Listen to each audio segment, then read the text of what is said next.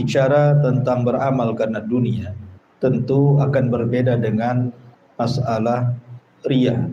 Walaupun sama-sama dosa kecil atau syirik kecil, tetapi kalau riya itu memang semata-mata hanya ingin mendapatkan pujian ataupun supaya mendapatkan orang yang membicarakannya kemudian dia merasa nikmat dengan pendengarannya. Tetapi kalau beramal karena dunia ini memang semata-mata amalannya ingin mendapatkan sesuatu dari dunia, bukan hanya sekedar pujian, tetapi lebih daripada itu adalah menghendaki dunia. Baik, kita akan masuk dari bab ini, di mana pengarang membawakan beberapa dalil, satu dari Al-Quran dan satu dari hadis Nabi sallallahu alaihi wasallam. Allah Subhanahu wa taala berfirman, "Man kana yuridul hayatad dunya wa zinataha, nuwaffi ilaihim a'malahum fiha wa hum fiha la yubkhasun. Ulaika alladziina laisa lahum fil akhirati illa an-nar wa habita ma sana'u fiha wa batilum ma kanu ya'malun." Barang siapa yang menghendaki kehidupan dunia dan perhiasannya, niscaya kami akan berikan kepada mereka balasan pekerjaan mereka di dunia dengan sempurna. Bahkan di dunia mereka tidak akan dirugikan. Itulah orang-orang yang tidak memperoleh sesuatu apapun di akhirat melainkan neraka. Segala yang telah mereka usahakan di dunia akan lenyap dan sia-sia segala yang mereka telah kerjakan. Ma'asyiral muslimat yang dimuliakan Allah Subhanahu wa taala, kita tahu bahwa manusia ada beberapa macam ketika bicara tentang beramal. Yang pertama, orang musyrik ataupun orang kafir. Mereka hidup di dunia itu tidak lain dan bukan memang mengejar dunia, walaupun dohirnya melakukan amal kebaikan, seperti umpamanya memberi sedekah kepada orang, memuliakan tamu, memuliakan tetangga, berbuat baik kepada orang tua, ataupun perbuatan-perbuatan yang kebaikan yang lainnya. Jadi orang-orang musyrik dan kafir itu kalaupun berbuat kebaikan, maka semata-mata mereka hanya mengharapkan dunia, dan Allah Subhanahu wa taala tidak mengganjar mereka sedikit pun di akhirat. Tetapi Allah Subhanahu wa taala akan balas mereka di dunia. Kalau mereka mencari dunia, Allah berikan dunia, tapi mereka tidak mendapatkan apapun di akhirat. Ini kelompok yang pertama. Kelompok yang kedua, orang yang beriman, yang mereka beramal saleh, beramal untuk akhiratnya. Tetapi ketika dia beramal saleh, beramal untuk akhirat, dia tidak menghendaki akhirat. Dia murni mencari dunia saja. Seperti umpamanya dia haji ataupun umrah, memang niatnya bukan haji dan umrah hanya untuk berniaga, hanya untuk mencari keuntungan dunia saja. Dia belajar ilmu agama, ya semata-mata ingin mengambil ijazah untuk cari pekerjaan saja. Atau dia menjadi seorang muadzin bukan untuk adzan, karena Allah, hanya semata-mata ingin dapat bayaran saja. Ataupun jadi imam sholat hanya semata-mata untuk dapat bayaran saja. Lah ini kelompok yang kedua. Maka kelompok yang kedua ini tidak akan mendapatkan sesuatu apapun di akhirat kecuali dia hanya dibalas di dunia saja. Dia cari gaji, dapat gaji saja. Dia cari bayaran, dia dapat bayaran saja. Allah berikan cash di dunia, tapi orang ini pun walaupun dia orang yang beriman, maka amalannya dianggap batil di dunia dan juga tidak mendapatkan apapun pahala di akhirat, karena dia terjerumus kepada syirkul asghar, syirik kecil. Kemudian yang ketiga, seorang mukmin yang beramal saleh, ikhlas karena Allah Subhanahu wa taala. Betul-betul ikhlas karena Allah Subhanahu wa taala, tetapi di samping itu juga dia menghendaki dunia. Contoh, dia ingin haji, betul-betul hajinya lillah, tapi di balik haji pun sambil berniaga. Ataupun berjihad, betul-betul karena Allah, tetapi di samping jihad juga ingin mendapatkan ghanimah. Seorang muadzin betul-betul lillahi ta'ala, tapi juga mengharapkan imbalan dari adzan. Maka orang ini telah mengurangi nilai tauhidnya dan mengurangi nilai pahalanya. Dan kelompok yang keempat tentu kelompok para muwahhidin, ahli tauhid. Mereka tidak beramal saleh kecuali karena Allah Azza wa Jalla. Kalaupun kemudian ada dunia yang didapatinya, maka itu bukan tujuannya. Seperti umpamanya dia haji atau umrah, atau hajilah, kemudian dia pulang, dia tidak hendak disebut Pak Haji atau Bu Haji, tetapi orang-orang memanggilnya haji, maka itu disebut busyrul ajid, itu kabar gembira yang disegerakan, karena dia tidak ada niat untuk dipanggil. Inilah 4 kelompok dari orang-orang yang mencari dunia. Ma'asyiral muslimat yang dimuliakan Allah Subhanahu wa taala. Lah bab ini bercerita tentang orang yang kemudian meniatkan amal solehnya karena ingin mendapatkan sesuatu dari dunia. Seperti saya contohkan tadi, bahwa seandainya dia umpamanya kuliah syariah, jurusan hadis, jurusan tafsir gitu ya, jurusan syariah itu kan bagus, karena ini kan bicara tentang jurusan-jurusan keagamaan.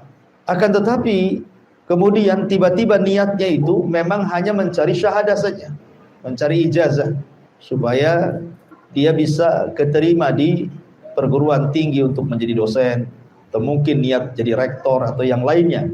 Jadi memang kuliah keagamaannya itu bukan karena Allah, tapi karena hanya ingin mendapatkan ijazah supaya mudah mencari pekerjaan.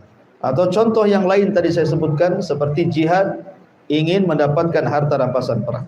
Atau mungkin haji, betul-betul hanya ingin berniaga. Dan begitu seterusnya.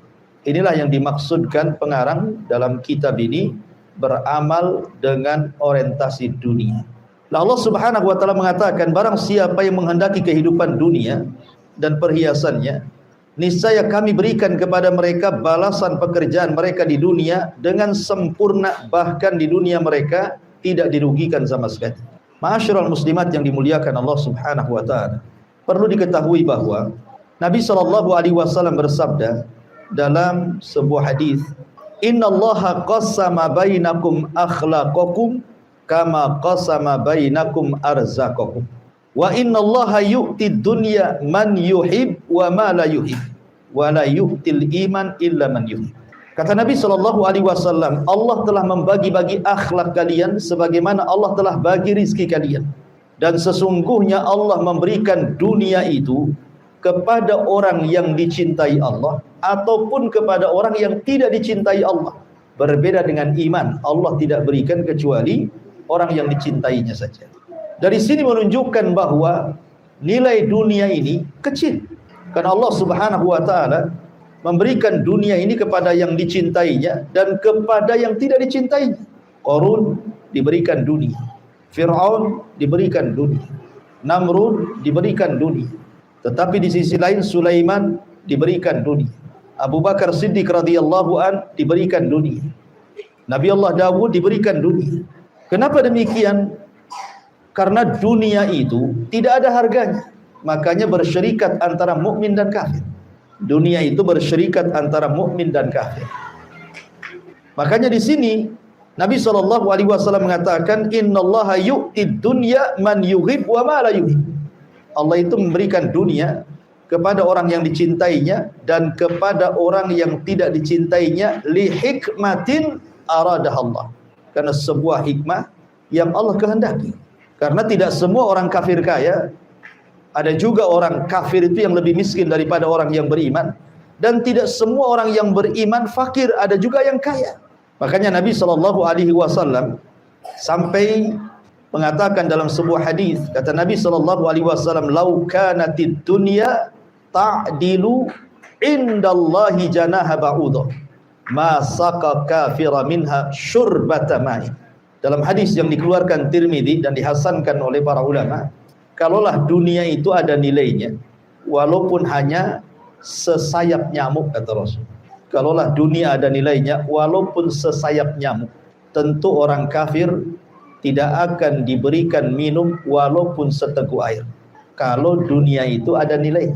Tapi karena dunia tidak ada nilainya walaupun sesayap nyamuk, makanya kenapa orang kafir diberikan keleluasaan oleh Allah Subhanahu wa taala untuk meraup dunia sebanyak-banyaknya. Lihat orang kafir itu, ada yang kaya raya, hidupnya bergelimang dengan harta, badannya disehatkan, usahanya dilancarkan.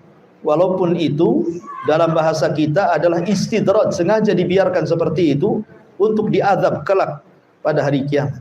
Ma'asyiral muslimat yang dimuliakan Allah Subhanahu wa taala, makanya ketika Nabi sallallahu alaihi wasallam bicara tentang nilai sebuah dunia, kata Nabi SAW, inna dunya mal'unatun mal'unun ma fiha illa dzikrallahi wa mawalah wa aliman wa muta'alliman. Dunia ini terlaknat, dan terlaknat apa yang ada di dalamnya, kecuali orang-orang yang mengingat Allah dan yang semacamnya, dan kecuali orang yang alim dan yang mengajarkan ilmunya. Makanya Nabi SAW itu sangat ketakutan kalau umatnya dibentangkan dunia. Kata Nabi SAW, mal faqra ahsya alaikum, bukanlah kefakiran yang aku takutkan kepada kalian, walakin ahsya an tubsata alaikumud dunya kama busitat ala man kana qablakum. Kata Nabi SAW, tetapi yang aku khawatirkan kalau dunia sudah dibentangkan kepada kalian, kemudian sebagaimana telah dibentangkan kepada umat sebelum kalian. Kenapa demikian? Fatanafasuha kama tanafasuha wa tuhlikukum kama ahlakathum. Nantinya kalian berburu dunia sebagaimana orang dulu berburu dunia, kemudian kalian dihancurkan sebagaimana orang dulu dihancurkan Allah karena berburu dunia. Jadi dunia ini tidak ada nilainya. Makanya ibadah sehebat apapun, kalau semata-mata niatnya karena dunia, tidak akan dapat pahala. Bukan hanya tidak akan dapat pahala, justru orang-orang yang seperti ini terkadang orang yang pertama disentuh api neraka. Dahulu ada seseorang datang kepada Muawiyah ibn Abi Sufyan radhiyallahu anhu. Kemudian Muawiyah mengatakan, ceritakan kepadaku apa yang kau dengar dari hadis Abi Hurairah radhiyallahu an dari Nabi sallallahu alaihi wasallam tentang 3 orang yang pertama kali disentuh api neraka.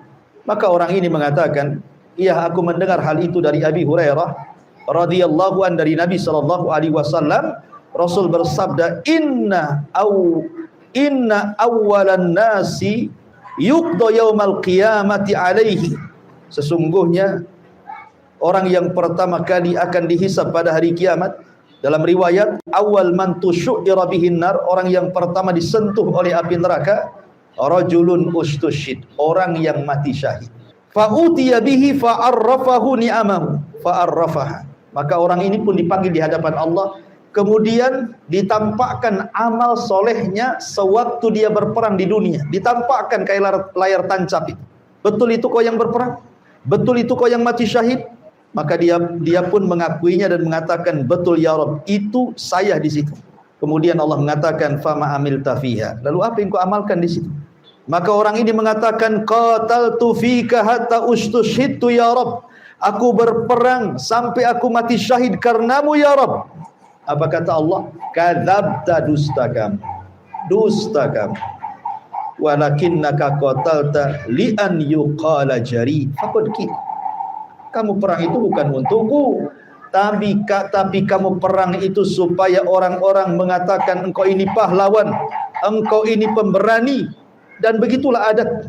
Summa umira bihi fasuhiba ala wajhihi hatta ulqiya finnar. Maka Allah memerintahkan malaikat seret dia, masukkan dia ke neraka. Subhanallah. Orang yang mati syahid itu harusnya masuk surga tanpa hisab dan adab. Tetapi yang satu ini justru yang pertama disentuh api neraka. Kenapa? Karena syahidnya bukan karena Allah, tapi syahidnya karena dunia. Bukan karena Allah, karena ingin disebut pahlawan saja. Wa rajulun ta'allamal ilma wa 'allamahu wa qara'al Qur'an fa utiya bihi fa arrafahu ni'amah fa arrafaha qala fama amilta fiha qala ta'allamtul ilma wa 'allamtuhu wa qara'tu fika al-Qur'an qala kadzabta walakin ta'allamtal ilma liyuqal 'alim wa qara'tal Qur'an liyuqal huwa qari. Kemudian yang kedua, orang yang belajar ilmu agama dan orang yang pakar Quran ditampakkan seperti layar tancap, dia sedang belajar, dia sedang mengajar, dia sedang mengaji, dia sedang membaca Al-Qur'an. Kemudian dikatakan, betul itu kamu? Ya, itu saya ya Rabb. Dengan bangganya dia mengatakan, itu saya ya Rabb. Itu saya yang belajar, itu saya yang mengajar, itu saya yang baca Quran tuh. Maka Allah mengatakan, fama amilta fi, lalu apa yang kau maksudkan dengan itu semuanya? Maka dia mengatakan, aku belajar karenamu, aku mengajar karenamu, aku baca Quran karenamu. Maka Allah mengatakan, kadzabta, dusta kamu. Engkau mengajar, engkau membaca Quran supaya engkau disebut ulama, supaya engkau disebut ustaz, supaya engkau disebut ajengan, supaya engkau disebut tuan guru, dan engkau membaca Quran supaya orang menganggap engkau seorang qari, ahli qiraah, dan itu sudah ma'ruf dari kamu. Maka orang ini juga umira bihi fasuhiba ala wajhi hatta ulqiya finnar. Allah menyuruh malaikat seret dia, masukkan ke neraka. Kemudian orang yang ketiga kata Rasul, wa rajulun wassa'allahu alaihi wa a'tahu min asnafil mali kulli. Ada orang kaya, semua kekayaan diberikan oleh Allah dari segala jenis kekayaan, emasnya, peraknya, uangnya, kendaraannya, rumahnya, kebunnya, macam-macam Allah berikan. Kemudian ditampakkan dia sedang bersedekah. Tidak ada tempat yang harus disedekahi, dia keluarkan uang, dia sedekahkan kepada tempat-tempat tersebut. Anak yatim disumbangnya, fakir miskin disumbangnya, masjid disumbangnya, kemudian pesantren disumbangnya, semua disumbangnya. Kemudian ditampakkan seperti layar tancap saat dia menyumbang-nyumbang harta itu. Kemudian Allah mengatakan, wa ma amilta fi, kau sedang apa di situ? Itu betul kamu? Iya, itu saya ya Rabb. Aku sedang beramal saleh, aku sedang bersedekah. Maka Allah mengatakan, kadzabta, dusta kamu, walakinnaka fa'alta liyuqal anta jawad. Tetapi kau beramal seperti itu supaya engkau dapat pujian manusia dan dikatakan engkau ini seorang yang dermawan. Maka orang ini pun summa umira bihi fasuhiba ala wajhihi summa ulqiya finnar, rawahu Muslim. Orang ini disuruh dimasukkan dan diseret ke neraka oleh Allah lewat para malaikat. Lihat, 3 amalan ini Bu, amalan mulia kan? Orang mati syahid mulia, orang belajar Quran mulia, orang sedekah mulia. Ini amalan-amalan mulia, pahalanya besar di hadapan Allah Subhanahu wa taala. Tapi menjadi sia-sia ketika amalan ini ditujukan kepada dunia dan bukan kepada Allah Subhanahu wa taala. Ketika Muawiyah ibn Abi Sufyan dibacakan hadis ini, dia pun menangis dan menangis dan menangis. Khawatir kalau dia masuk ke dalam hadis yang disabdakan Nabi sallallahu alaihi wasallam dari Abu Hurairah radhiyallahu anhu. Ma'asyiral muslimat yang dimuliakan Allah Subhanahu wa taala, makanya suatu ketika Umar bin Khattab radhiyallahu anhu hendak mengambil kunci Baitul Maqdis bersama Abu Ubaidah ibnul Jarrah. Ketika itu Umar memakai pakaian biasa saja. Pakaian yang ia pakai dari Madinah sampai ke Syam itu pula yang dipakai menghadap raja yang menguasai Baitul Maqdis kala itu. Jadi Abu Ubaidah menyarankan, wahai Amirul Mukminin, pakailah pakaian kebesaran seorang raja supaya mereka agak segan dengan kamu. Maka Umar marah kepada Abu Ubaidah ibnul Jarrah dan mengatakan, ya Aba Ubaidah, nahnu qaumun a'azzanallahu bil Islam, famahma ibtaghainal izzata fi ghairihi adallanallahu azza wa jalla. Abu Ubaidah, kami ini kaum yang Allah muliakan dengan Islam, maka siapapun yang mencari kemuliaan selain daripada Islam, pasti Allah akan hinakan dia. Umar tidak mau menampakkan perhiasan dunia, dia ala kadarnya saja, karena dia tahu dunia ini tidak ada nilainya. Orang itu bernilai ketika dia mendapatkan hidayah Islam dan baik Islam. Makanya Umar bin Khattab radhiyallahu anhu suatu ketika datang kepada Nabi sallallahu alaihi wasallam yang ketika itu terdengar kabar bahwa Nabi sallallahu alaihi wasallam telah menceraikan istri-istrinya. Jadi Umar mendapatkan kabar bahwa Nabi sallallahu alaihi wasallam telah menceraikan istri-istrinya. Akhirnya kemudian Umar pun mendatangi Nabi sallallahu alaihi wasallam untuk mengecek keberadaan Rasul, apakah benar Nabi sallallahu alaihi wasallam telah menceraikan istri-istrinya. Maka akhirnya kemudian Umar radhiyallahu an menangis melihat kondisi Nabi sallallahu alaihi wasallam yang tidur di atas pelepah kurma, kemudian terbangun, nampaklah bekas-bekas di punggungnya, goresan-goresan pelepah kurma, dan ada debu yang menempel di badan. Jadi Umar radhiyallahu an mengatakan, Rasul, lihat raja-raja Persia, raja-raja Romawi, raja-raja dunia, mereka di atas kenikmatan, di atas singgasana, di atas kasur-kasur empuk, di atas pakaian-pakaian indah. Maka ud'ullah ya Rasulullah, an yuwassiya ala ummatika faqad wassa ala Faris wa Rum wa hum la ya'budun Allah. Maka Umar mengatakan, Rasul, berdoalah kepada Allah, semoga dia melapangkan kehidupan untuk umatmu, sebab Allah telah melapangkan kehidupan bangsa Persia dan bangsa Romawi, sedangkan mereka tidak menyembah Allah, mereka orang kafir, tapi mereka dikayakan. Engkau seperti ini wahai Rasul, dan umatmu juga sama. Maka Rasul SAW mengatakan, afi syakkin anta ya ibnal Khattab, ulaika kaumun ujjilat lahum tayyibatuhum fil hayatid dunya. Apakah engkau masih ragu wahai Ibnul Khattab?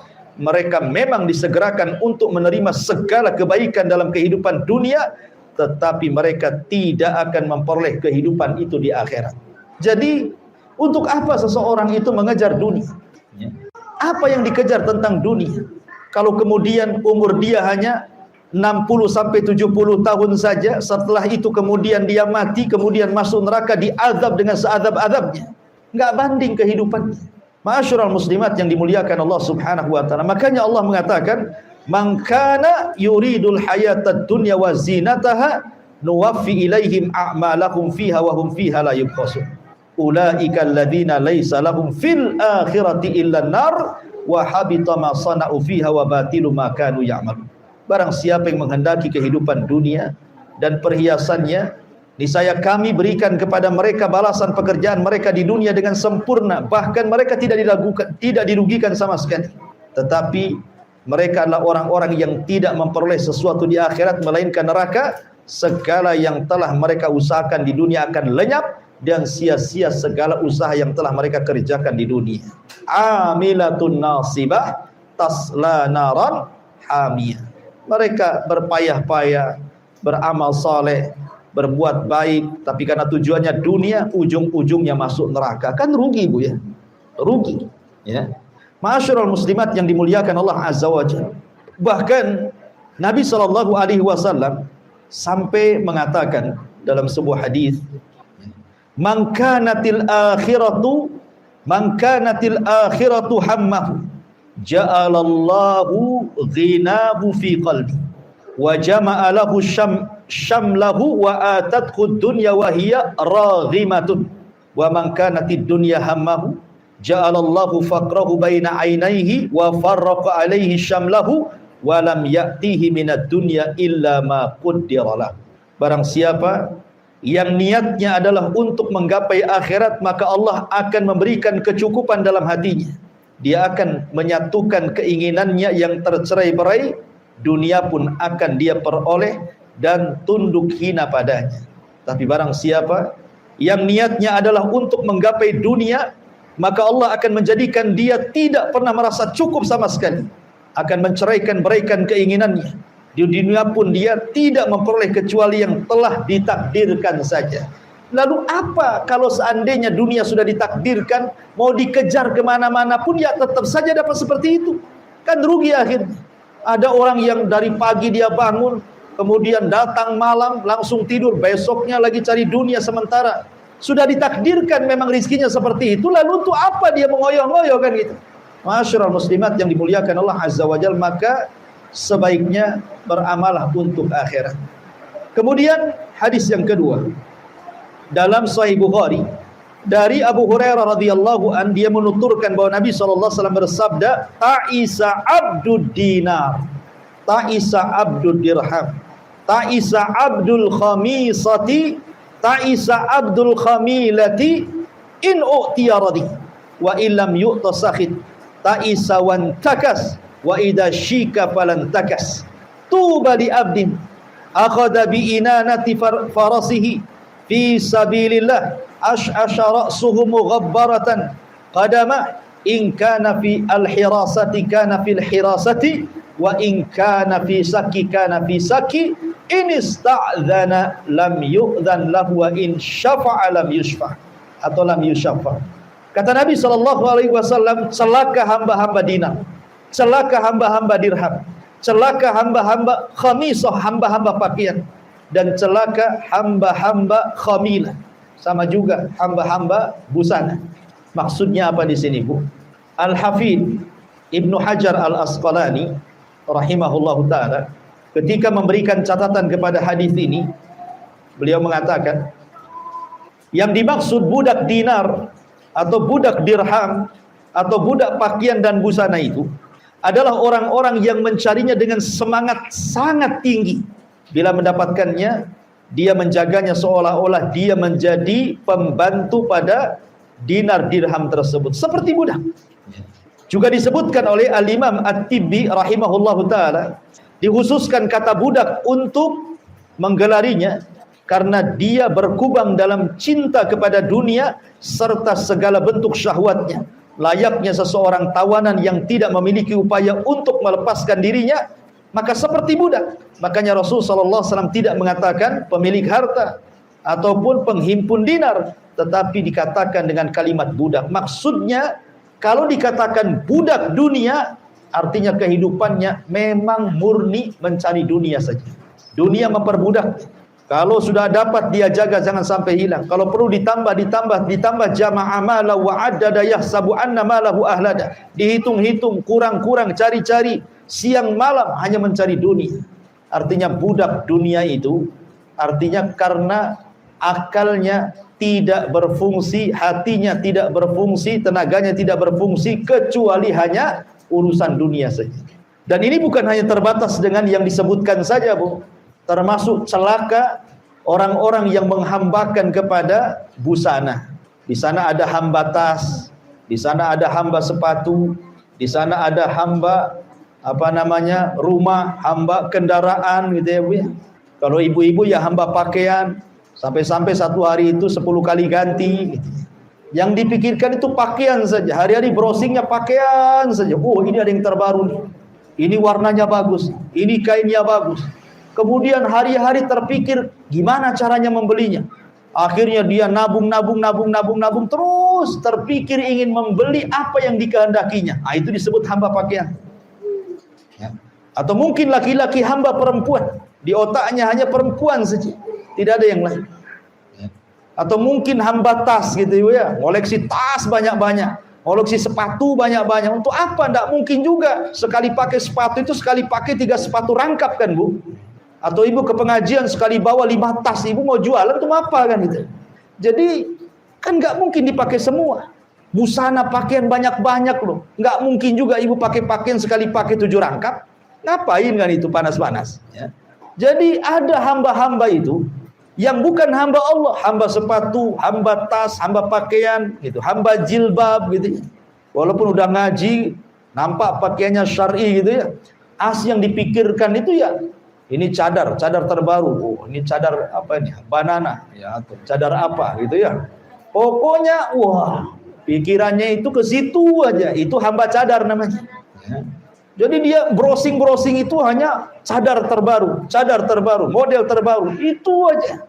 Biar dia bisa pakai, bisa bergaya di pengajian tuh. Nah, begitu itu juga termasuk hamba cadar, Bu, jadinya. Ya, hamba pakaian, hamba gamis gitu ya. Jadi itu masuk semua. Pokoknya yang otaknya ke dunia itu kan macam-macam. Bisa pakaian, bisa kendaraan, bisa rumah, ya, bisa laki-laki, bisa perempuan, dan begitu seterusnya. Kata Rasul, ta'isa abdu dinar, wa ta'isa abdul dirham, wa ta'isa abdul khamisah, wa ta'isa abdul khamilah. Celaka hamba dinar, celaka hamba dirham, celaka hamba khamisah, celaka hamba busana, celaka dan celaka. Maka tidak perlu menjadi hamba-hamba itu, jadilah hamba Allah. Jadilah hamba Allah.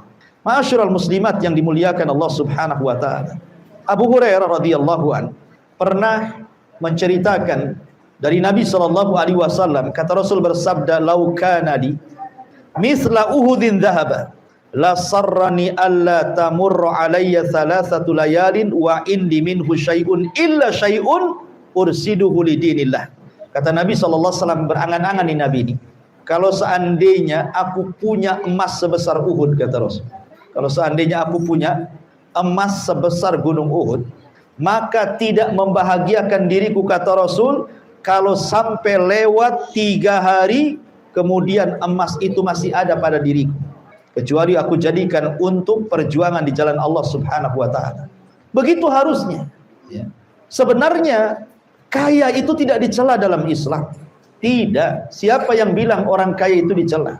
Yang dicela itu hamba kekayaan, hamba uang. Kalau hidupnya dihambakan kepada uang, itu yang celaka. Tapi kalau orang banyak duit tidak celaka. Selama kemudian harta itu hanya diletakkan di tangan dan tidak diletakkan di hati. Sebagaimana perkataan Hasan Al-Basri rahimahullahu ta'ala ketika ditanya soal zuhud, apa kata Hasan Al-Basri? Ij'al malaka fi yadik wa la taj'al malaka fi qalbik. Jadikan hartamu di tanganmu dan jangan jadikan hartamu di hatimu. Jadi kalau seandainya harta datang hanya sebatas di tangan, kalau harta pergi ya pergi dari tangan, bukan diletakkan di hati sehingga kalau datang senang sekali, kalau pergi sedih sekali, bukan begitu. Kaya tidak masalah. Sahabat Rasul itu 10 sahabat yang dijadikan masuk surga, sebagian besar orang kaya. Abu Bakar orang kaya, Utsman orang kaya, Abdurrahman bin Auf orang kaya, Tolha orang kaya, semua karena kekayaan juga bisa mendukung dakwah. Makanya pemimpin Aus namanya Sa'ad bin Ubadah. Sa'ad bin Ubadah radhiyallahu anhu itu kaya, pemimpin Aus. Ketika dia masuk Islam, kemudian Nabi SAW hijrah dengan keluarganya ke Madinah. Hampir setiap hari Sa'ad bin Ubadah memberikan hadiah kepada Rasul dan keluarganya. Setiap hari, saking kayanya. Memberikan hadiah kepada istri-istri Nabi. Bahkan apalagi kalau istri Rasul SAW sedang di rumah Aisyah radhiyallahu anha, Sa'ad bin Ubadah tahu bahwa Rasul senang di rumah Aisyah. Kenapa Sa'ad ibn Ubadah menganggap Rasul sedang senang di rumah Aisyah? Karena memang Rasul sangat mencintai Aisyah. Pasti suami itu lebih senang di wanita yang dicintainya. Kayak suami ibu, kalau suami sangat cinta dengan ibu, pasti betah di rumah, Bu. Kalau enggak cinta, itu sebentar-sebentar pergi itu. Ya, pasti ada yang dicintai itu di luar tuh. Ya. Jadi tahu Rasul itu lagi senang-senangnya itu kalau rumah di Aisyah, ditambah lagi hadiahnya, lebih besar lagi hadiahnya. Setiap hari loh itu ngasih hadiah. Menunjukkan kaya, artinya kaya itu tidak dilarang. Kaya itu tidak dilarang. Karena Islam juga perlu kaya, makanya Rasul juga menikah dengan orang kaya Khadijah sampai kekayaannya habis untuk dakwah kan gitu. Tetapi kalau seandainya tujuan mencari hartanya betul-betul karena dunia, tidak ada sedikit pun dia ingin menyumbang hartanya di jalan Allah. Itulah yang dikatakan abdu dinar wa abdu dirham. Hamba rupiah, hamba dolar, hamba ringgit, hamba real, dan begitu seterusnya. Ya. Dahulu di zaman ulama namanya Ibnu Hajar Al-Asqalani rahimahullah ta'ala ketika menjadi qadhi di Mesir. Ibnu Hajar itu ketika menjadi hakim di Mesir, hakim besar di Mesir. Kemudian dia pergi ke pasar, membawa kendaraan yang mewah, fasilitas kerajaan, dan pakaian yang sangat indah. Kemudian orang-orang pasar pun pada keluar memberikan salam kepada sang alim ini, kemudian memuliakannya. Rupanya di tengah-tengah manusia yang sedang memuliakan ulama ini, ada orang Yahudi fakir miskin, udah kafir, fakir lagi, miskin lagi, Yahudi ini. Kemudian Yahudi ini ngomong sama kawannya, itu siapa?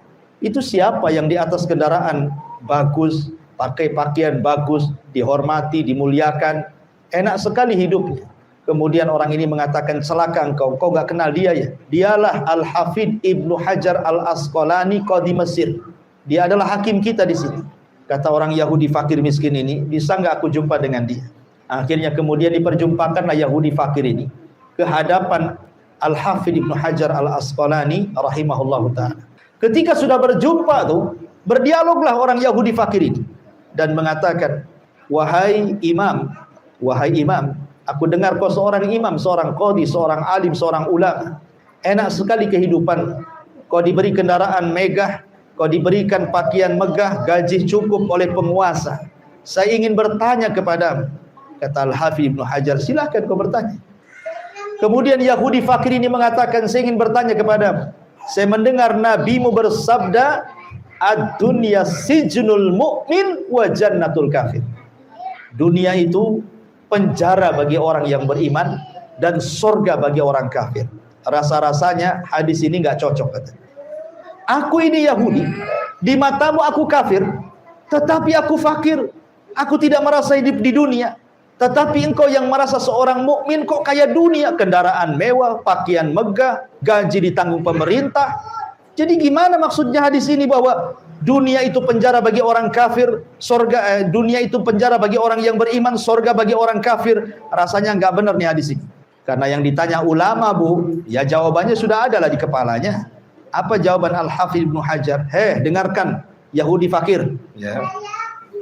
Walaupun aku seperti ini, digaji pemerintah, kendaraan bagus, pakaian bagus, dihormati manusia, tapi aku belum bisa istirahat dari ibadah. Aku tetap sholat, aku tetap puasa, aku tetap haji, diwajibkan haji, aku tetap sedekah, aku diwajibkan ibadah-ibadah yang lainnya. Aku tidak pernah istirahat di dunia. Dan apa yang dijanjikan Allah dengan sorga, dunia bagiku ini masih penjara, karena aku tidak lepas dari aturan agama. Tapi engkau wahai Yahudi kafir, engkau miskin itu, kau masih hidup di dunia ini bagaikan sorga. Sebab kalau seandainya neraka yang menantimu di akhirat, itu jauh lebih dahsyat keperitannya dibandingkan kau hidup sekarang. Kau ini hidup di sorga, kau ini sorga di dunia ini. Sebab kalau engkau masuk neraka, neraka lebih hebat lagi keperitannya. Subhanallah. Ma'asyiral muslimat yang dimuliakan Allah Azza wa Jalla, lalu apa yang kita cari di dunia ini kalau bukan karena mencari pahala dari Allah Subhanahu wa taala dan surganya. Kemudian Rasul mengatakan, in u'tiya radi wa illam yu'ta sakhit. In u'tiya radiya wa illam yu'ta sakhit. Kata beliau, jika diberi hatinya senang, jika tidak diberi hatinya marah. Nah, ini hati-hati. Hamba-hamba dunia ini cirinya. Kalau diberikan kekayaan oleh Allah Subhanahu wa taala, dia puji-puji Allah. Rabbi akraman, Rabbku sedang memuliakanku, katanya. Kalau Allah uji dengan kefakiran, dengan sakit, dengan musibah, dia pun mencela Allah. Rabbi ahanan, Rabbku sedang menghinaku. Rabbku sedang merendahkan diriku. Kenapa ya Rabb, asih aku saja yang fakir? Kenapa usahaku senantiasa gulung tikar? Kenapa anakku saja yang sakit? Kenapa aku seperti ini terus? Allah pula disalahkan. Ja'ala fitnatallah ka'adabillah. Dia jadikan ujian Allah seperti azab yang turun kepadanya. Maka ini ciri-ciri hamba dunia nih. Ya. Harusnya kan qanaah, Bu. Kalau ingin menjadi hamba Allah, qanaahlah, ridho dengan pemberian Allah, sedikit banyak alhamdulillah, semua sudah ditakdirkan. Allah memberikan dunia kepada yang dicintai dan kepada yang tidak dicintai, semua karena hikmah. Karena terkadang ada orang yang diberikan harta, kalau dipakirkan dia bisa kufur. Terkadang ada orang yang kemudian tidak diberikan kekayaan dan tetap fakir, sebab kalau dikayakan dia kufur. Semua karena hikmah dari Allah Subhanahu wa taala. Ma'asyiral muslimat yang dimuliakan. Kemudian Rasul mengatakan, ta'isa wan takasa wa idza syika falan taqash. Kata Nabi SAW, celaka dia, dan semoga urusannya semakin dipersulit. Apabila dia tertusuk duri, semoga tidak mencabutnya dan tidak dicabut. Artinya ini doa dari Nabi SAW. Ta'isa itu artinya kebinasaan. Ada yang mengatakan kalimat ta'isa ini khobar, ada yang mengatakan doa. Maksudnya kalau khobar, orang-orang yang mencari dunia, kehidupannya hanya semata-mata dunia, walaupun dia mendapatkannya tetap dianggap binasa. Apalagi tidak mendapatkan. Ataupun ta'isa ini adalah bentuk doa, semoga kecelakaan bagi orang-orang yang menghambakan diri kepada dunia. Didoakan keburukan oleh Nabi SAW. Naudzubillah. Kemudian setelah Rasul menyebutkan orang-orang yang celaka karena menjadi hamba-hamba dunia, kemudian Rasul mulai menjelaskan orang-orang yang terpuji, yang tidak menghambakan hidupnya kepada dunia. Kata Nabi SAW, tuba li abdin akhada bi'inani farashihi fi sabilillah ash'atha ra'suhu mugbaratan qadamah. In kana fil firasati kana fil firasati wa in kana fi saki kana fi saki. In ista'dzana lam yu'dzan lahu wa in syafa'a lam yusyaffa. Tuba, berbahagialah. Ada yang mengatakan tuba itu dia mendapatkan sorga. Ada yang mengatakan tuba itu pohon yang ada di sorga yang kalau dipacu 100 tahun dengan kuda balap tidak akan hilang naungannya. Itu disebut tuba. Jadi tuba itu maknanya, ada yang mengatakan pohon di sorga, ada yang mengatakan sorga itu sendiri, ada yang mengatakan tuba itu ya doa kebaikan. Beruntunglah siapa? Li abdin akhadha bi'inani farasihi fi sabilillah. Berbahagialah orang-orang yang memacu kudanya untuk berjihad di jalan Allah. Rambutnya lusuh karena penuh dengan debu. Ya, karena orang yang jihad itu kan banyak debu di padang pasir, Bu. Terkadang debu kemudian lengket di kepalanya, di wajahnya, di badannya, di pakaiannya. Dia enggak peduli kotor-kotor. Karena lillahi ta'ala, karena Allah subhanahu wa ta'ala. Mughbaratan qadamah. Mughbaratan qadamah. Kedua kakinya penuh dengan debu juga. Ya. In kana fil firasati kana fil firasa, wa in kana fi syakki kana fi syakki. Jika dia ditugaskan di pos penjagaan, maka dia pun berjaga di pos tersebut. Jika dia ditugaskan di garis belakang ataupun depan, maka dia pun akan berjaga di garis depan atau belakang. Artinya karena tujuan jihad dia karena Allah, ditempatkan di mana saja oleh pemimpinnya, terserah dia. Mau di depan, mau di belakang, mau di tengah, mau suruh bawa bendera, mau tidak, pokoknya lillah. Dia tidak milih-milih tempat, tidak milih-milih posisi. Betul-betul karena Allah. Bahasanya mau dipuji, ya alhamdulillah. Tidak dipuji pun tidak merubah hatinya. Jadi jangan sampai kemudian hati kita berubah. Kalau tidak dipuji sakit hati, kalau dipuji baru bahagia. Bukan begitu. Kalau amalan itu karena Allah subhanahu wa ta'ala, mau diposisikan di mana saja karena dia mencari Allah, nggak peduli orang yang jihad itu. In ista'dzana lam yu'dzan lahu wa in syafa'a lam yusyaffa'. Subhanallah. Maka tidak diberi jika dia minta izin untuk bertemu dengan pemimpin, maka tidak diizinkan.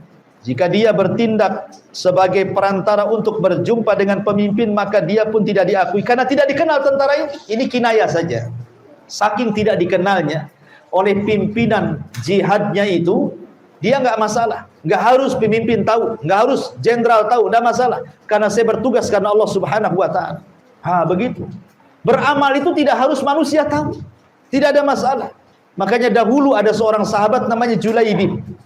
Julaibib ini buruk mukanya, Bu, tidak tampan, enggak ganteng orangnya. Ketika turun ayat, "Maka nali mu'minin wala mu'minatin idza qadallahu wa rasuluhu amran an yakuna lahumul khiyaratu min amrihim wa man ya'sillaha wa rasulahu faqad dhalla dhalalan ba'ida." Tidak layak bagi seorang mukmin laki-laki atau perempuan kalau datang perintah Allah ada kebingungan dalam hatinya. Sebab barang siapa yang kemudian menolak perintah Allah, maka dia tersesat dan Rasulnya tersesat dengan kesesatan yang jauh. Ayat ini turun kepada kisah Julaibib salah satunya. Jadi Julaibib ini orang miskin, tidak punya kehormatan, tidak punya harta, tidak punya wajah, artinya pas-pasan tampang, tidak punya dunia sama sekali, tidak punya rumah. Dia tidur sekedarnya.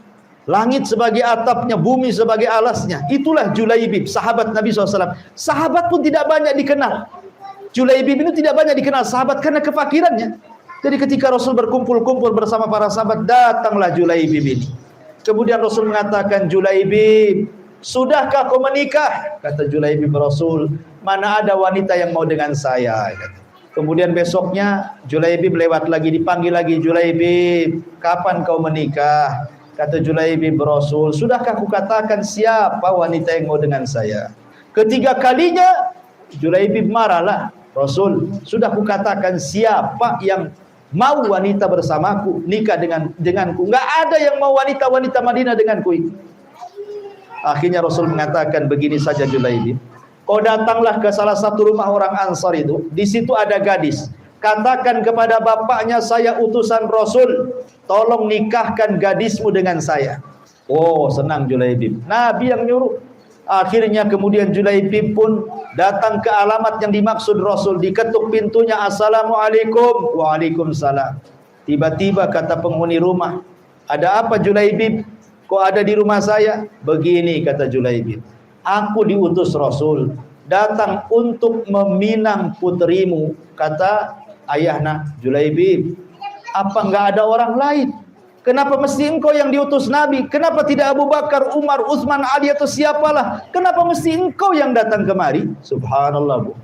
Tetapi kemudian kata bapaknya mengatakan, "Tunggu dulu, aku akan ngomong sama istriku." Kemudian kata istrinya, "Julaibib?" "Julaibib," katanya. Enggak ada orang lain dia selain Julaibib, katanya.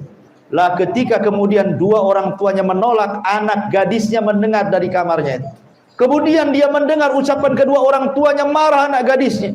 Kemudian mengatakan kepada kedua orang tuanya, ataruddani Rasulillah, orang tuaku, ibu bapakku, apa engkau akan menolak utusan Rasul? Nikahkan aku dengan dia. Sebab perintah Rasul tidak ada kecuali kebaikan di dalamnya. Subhanallah, ini gadis yang beriman, yang salehah, ya. Mengajari orang tuanya, kau mau menolak utusan Rasul, kualat kalian, ya, bahasanya begitu. Akhirnya kemudian menikahlah Julaibib dengan wanita itu. Di malam pertama, rupanya datang pula panggilan untuk jihad. Julaibib mengatakan kepada istrinya, panggilan Allah dan Rasulnya jauh lebih besar dibandingkan panggilan malam pertama. Aku izin untuk perang, katanya. Subhanallah. Akhirnya Julaibib pun perang. Rupanya setelah peperangan mati syahid dia. Nabi SAW kemudian membariskan tentara yang masih hidup, kemudian menghitung tentara yang sudah meninggal. Kata Nabi SAW, ada yang kurang? Kata sahabat, tidak ada yang kurang wahai Rasul. Tidak ada yang kurang. Ada yang kurang. Sahabat bingung, enggak ada. Subhanallah, sahabat tidak kenal Julaibib. Ya, karena fakirnya, karena miskinnya, tidak dikenal orang. Kata Rasul, ada yang kurang ini. Sahabat mengatakan, siapa Rasul? Julaibib. Cari Julaibib, katanya. Rupanya setelah dicari-cari, ketemulah Julaibib itu sedang terkapar, meninggal dunia, mati syahid, dan di sekitarnya 7 orang musyrik dibunuhnya.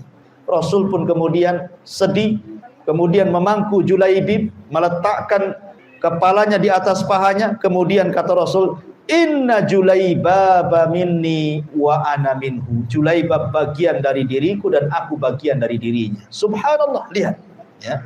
Jadi kalau memang itu karena Allah, dikenal nggak dikenal tetap saja beramal. Ibu mau dipuji nggak dipuji, hatinya nggak akan berubah. Betul-betul karena Allah. Bukan kalau nggak dipuji akhirnya sedikit infaknya, kalau banyak dipuji ditambah lagi infaknya. Itu bukan karena Allah, itu karena dunia namanya. Hati orang beriman itu tidak berubah. Hati orang yang beriman itu tidak berubah. Dicela biasa saja, dipuji pun biasa saja. Tidak membedakan antara celaan dan pujian. Ya, tidak membedakan antara omongan manusia yang baik dengan omongan manusia yang jelek. Hati dia tidak berubah. Itulah hati yang ikhlas karena Allah Subhanahu wa ta'ala. Oleh karena itulah maka ikhlaskan niat. Bagaimana caranya supaya kita ini bisa beramal karena Allah dan menghindar karena dunia? Ada kiat-kiat yang disebutkan para ulama. Yang pertama, kalau ingin amalan kita karena dunia, yang pertama berdoalah kepada Allah. Berdoalah kepada Allah Subhanahu wa ta'ala dengan doa yang diajarkan Rasul kepada para sahabatnya. Allahumma aqsim lana min khasyatika ma yahulu bainana wa baina ma'asik, wa min ta'atika ma tuballighuna bihi jannatak, wa minal yakin ma tuhawinu bihi alaina masa'ibad dunya, wa matti'na bi asma'ina wa absarina wa quwwatina ma ahyaitana waj'alnahu al-waritha minna waj'al tha'rana 'ala man zalamana wansurna 'ala man adana wala taj'al musibatana fi dina wala taj'ad dunya akbaru hammina wala mablagu ilmina wala tusallit alaina man la yarhamuna. Ya Allah, curahkanlah kepadaku, ya Allah, curahkanlah kepadaku, kepada kami rasa takut kepadamu yang menghalangi kami dari bermaksiat kepadamu, dan ketaatan kepadamu yang mengantarkan kami kepada surgamu. Dan curahkanlah keyakinan yang meringankan musibah di dunia. Berilah kenikmatan kami agar pendengaran kami, penglihatan kami, serta kekuatan kami selama kami hidup, dan jadikan itu sebagai warisan dari kami, dan jadikan pembalasan atas orang-orang yang menzalimi kami, dan tolonglah kami melawan orang-orang yang musuhi kami. Di sini syahidnya. Dan janganlah engkau jadikan musibah bagi agama kami, dan janganlah engkau jadikan dunia sebagai impian kami terbesar serta pengetahuan kami yang tertinggi, serta jangan engkau kuasakan atas kami orang-orang yang tidak menyayangi kami. Lihat di sini ada bahasa wala taj'al ad-dunya akbaru hammina. Ya Allah, jangan jadikan dunia impian kami, ya. Jangan jadikan dunia impian kami. Berdoa seperti ini kepada Allah Subhanahu wa ta'ala. Kemudian yang kedua, mengetahui hakikat kehidupan akhirat dan juga hakikat kehidupan dunia. Dunia ini apa? Allah Subhanahu wa ta'ala sampai mengatakan di dalam Al-Quran ketika bicara soal dunia. Apa kata Allah Subhanahu wa ta'ala? Allah Subhanahu wa taala mengatakan man kana yuridul ajila ta'ajjalna lahu fiha ma nasha liman nurid thumma ja'alna lahu jahannam yaslaha madhmuman madhura. Barang siapa menghendaki kehidupan dunia, maka kami segerakan baginya dunia itu apa yang kami kehendaki bagi orang-orang yang kami kehendaki. Kemudian kami sediakan baginya akhirat neraka jahanam, dia akan memasukinya dalam keadaan tercela dan terusir. Subhanallah. Inilah hakikat dunia dan akhirat. Ya, dunia itu menghina, akhirat itu memuliakan. Jadi yang kedua, kenali hakikat dunia dan kenali hakikat akhirat. Dan yang ketiga, bertemanlah dengan orang-orang soleh, dengan orang-orang yang tidak tamak, dengan orang-orang yang ahli ibadah, dengan orang-orang yang ahli taat, dengan orang-orang yang ikhlas. Bertemanlah dengan mereka. Ya, jangan berteman dengan orang-orang yang mengejar dunia, akhirnya kita pengaruh, akhirnya kita pula kemudian ikut-ikut dia untuk ikut-ikut mengejar dunia. Intinya bahwa bab ini menjelaskan kepada kita, maka beramal dengan orientasi dunia termasuk syirkul asghar, syirik kecil. Dan bisa jadi syirik besar itu kalau memang betul-betul murni karena dunia dan sama sekali tidak ada dalam hatinya tujuan kepada Allah Subhanahu wa taala. Wallahu a'lam bishawab. Ini bab beramal dengan orientasi dunia, insyaallah minggu depan baru kita cerita tentang riya. Baik, sebelum saya tutup silakan kalau ada yang bertanya.